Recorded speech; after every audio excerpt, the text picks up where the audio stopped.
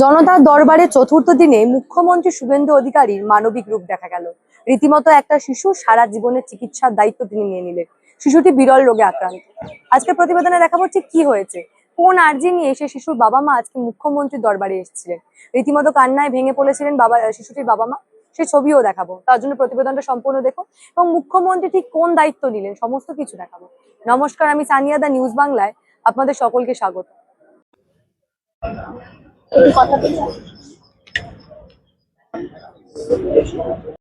এই মুহূর্তে যে শিশুর ছবি দেখলেন, বয়স 9 বছর, নাম আরোহী বাউরি, ধাপার মাঠপুকুরের বাসিন্দা।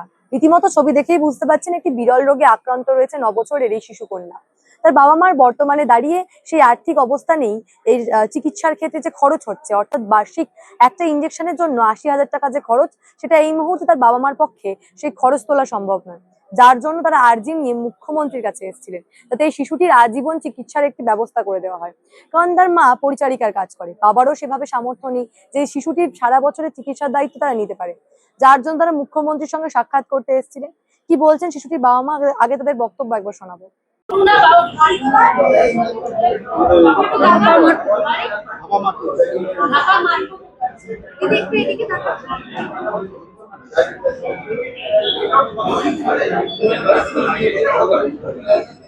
এটা ওর এখন বলছে যে ওর জন্ম থেকে ছিল, রিপোর্ট করলে ডাক্তার 1 বছর পর থেকে এটা বাড়ছে, এটা বেড়ে যাচ্ছে। এত বড় এটা ছিল না, শুধু এটাই ছিল, এটা বড় হয়ে যাচ্ছে আস্তে আস্তে। না, ডাক্তার এখন ইঞ্জেকশন করবে, ইঞ্জেকশন 10-12টা লাগবে। ওটা করার পরে যেটুকু বাকি থাকবে সেটা লাস্টে সার্জারি করবে, সেটা সিএম বেলোর এখানে। তো আমরা সেটা করতে পারছিলাম না, আমরা একটা ইঞ্জেকশন দিয়েছি আর দিতে পারিনি। হ্যাঁ, ইঞ্জেকশন না, ওর ট্রিটমেন্টে শুধু 80,000 টাকা তখন লাগতো 3 বছর আগে। এবার এখন আবার যাব নতুন করে, এবার সেখানে ওরা বলবে যে কি হবে, বললো করিয়ে দেবে। ওনারা বললো তো যা ট্রিটমেন্ট খরচা হবে দিয়ে দেবে, ওর ওখানে টাকা পাঠিয়ে দেবে। এবং মুখ্যমন্ত্রীর সঙ্গে সাক্ষাৎ করার পর আজকে মুখ্যমন্ত্রী জানিয়েছেন, অর্থাৎ এই শিশুটির বাবা মাকে প্রতিশ্রুতি দিয়েছেন যে এবার থেকে শিশুটির বার্ষিক যে খরচ হয় অর্থাৎ 80,000 টাকা, এমনকি সারা জীবনের চিকিৎসার দায়িত্ব মুখ্যমন্ত্রী শুভেন্দু অধিকারী নিচ্ছেন।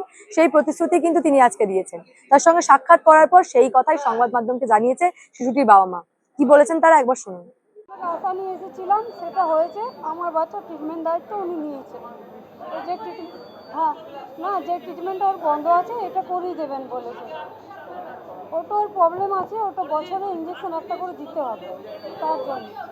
হ্যাঁ, ওটা ওর খালি ইঞ্জেকশন খরচা 80,000 টাকা ওটা বছর। হ্যাঁ, সেটা করে দেবেন বলেছে,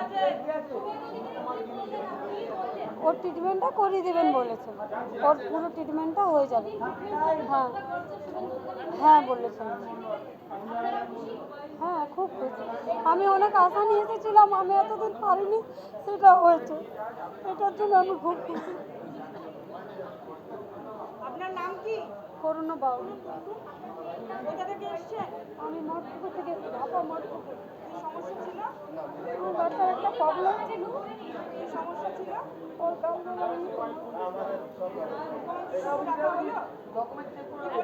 বললো ট্রিটমেন্টটা হয়ে যাবে, বন্ধ আছে, সেই ট্রিটমেন্টটা ওরা করিয়ে দেবে।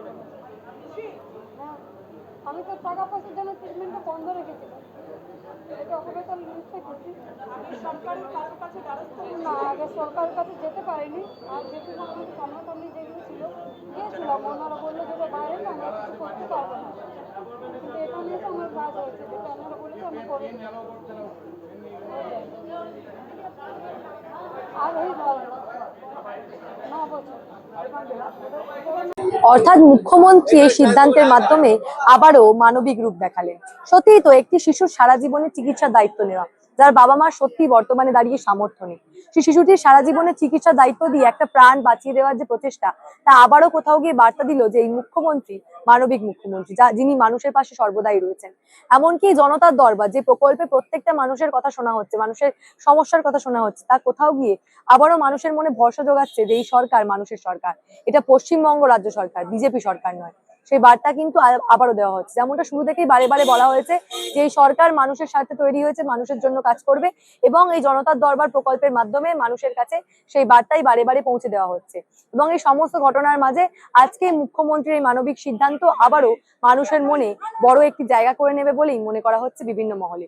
এই বিষয় নিয়ে আপনারা কি ভাবছেন? আপনাদের মূল্যবান এবং গুরুত্বপূর্ণ মতামত অবশ্যই আমাকে জানাবেন দ্য নিউজ বাংলার কমেন্ট সেকশন, এবং দেখতে থাকুন দ্য নিউজ বাংলা।